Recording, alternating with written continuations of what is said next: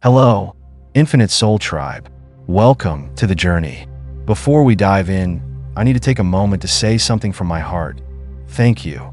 When I started this, I thought maybe 12 people would find this channel. My sister, my 76-year-old neighbor who still runs Windows 95 and thinks social media is a rock and roll band, and possibly a cat with 2 million followers who accidentally hit subscribe while walking across a keyboard. But here we are, over 5,000 strong.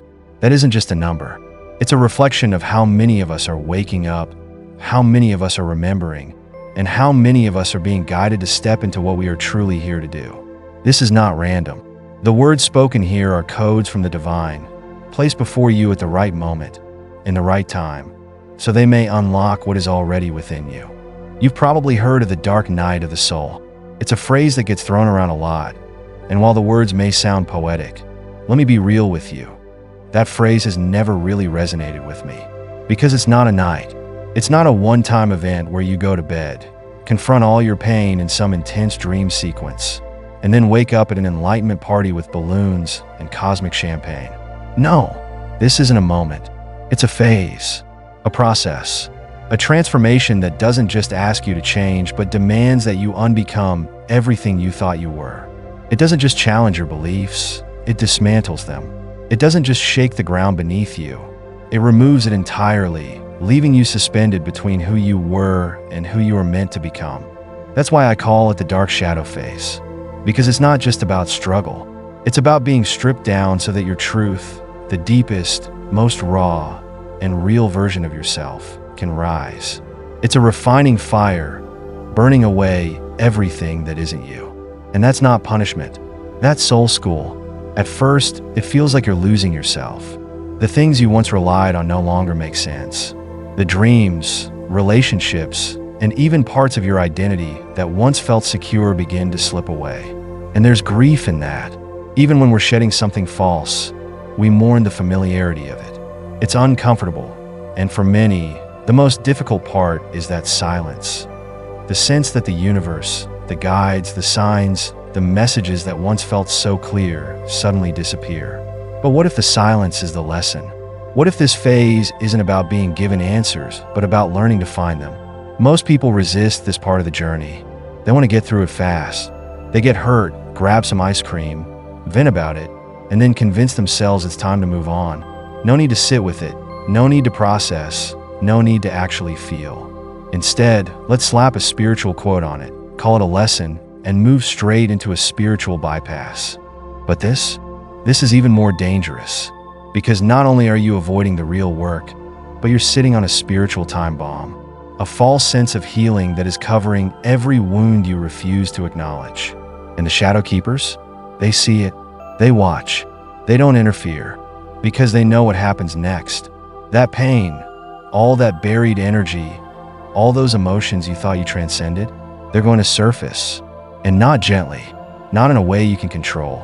No, the shadow keepers will let it erupt like an emotional volcano. Unchecked, unresolved, and completely overwhelming. Because that's the thing about shadows. They don't disappear just because you refuse to look at them. They wait, and the longer you ignore them, the bigger they grow. You don't need to match their frequency. You don't need to convince them to see what you see. Let them be who they are. Let them exist in the stories they've chosen. Let them fight the battles they create. Let them cling to the comfort of their own illusions. That is their path. But your path is different. Your path is about healing, not proving, rising, not reacting, moving forward, not getting stuck in the games that were designed to keep you from your truth. Because every time you choose healing, you choose freedom. Every time you choose awareness, you step deeper into your power. Every time you choose yourself, you break another chain that was never meant to hold you. The path you walk is not ordinary. It was never meant to be. You are here because your soul chose this. It chose to break free from the illusions that keep so many trapped. It chose to rise, not by escaping the darkness, but by learning to master it. That is why the weight has felt heavy. That is why the lessons have come hard and fast. The universe doesn't test the weak. It refines the strong. The divine soldiers are not created in comfort. They are not made in the easy moments where everything flows without resistance. They are forged in the fire. Through every tear shed, through every loss endured, through every moment of feeling like giving up but pushing forward anyway. This is why you have felt alone. This is why your path has been different. Because not everyone is willing to walk this road. Your journey is not about waiting for the world to understand you. Your journey is about becoming who you were meant to be, regardless of who is watching. And one day, when you look back at this phase, you won't see it as destruction.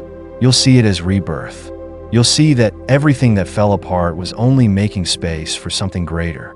You'll see that the pain wasn't the punishment, it was the doorway. And you'll realize, with absolute clarity, that the dark shadow phase didn't break you. It made you unstoppable.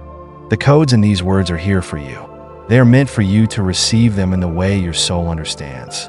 Let them settle. Let them integrate. Let them move through you. Thank you, Infinite Soul Tribe and Divine Soldiers that are rising. My heart energy to all of you healing, going through your hurt, and all the tears you shed to become the master in yourself. I wish you strength, peace, and divine light.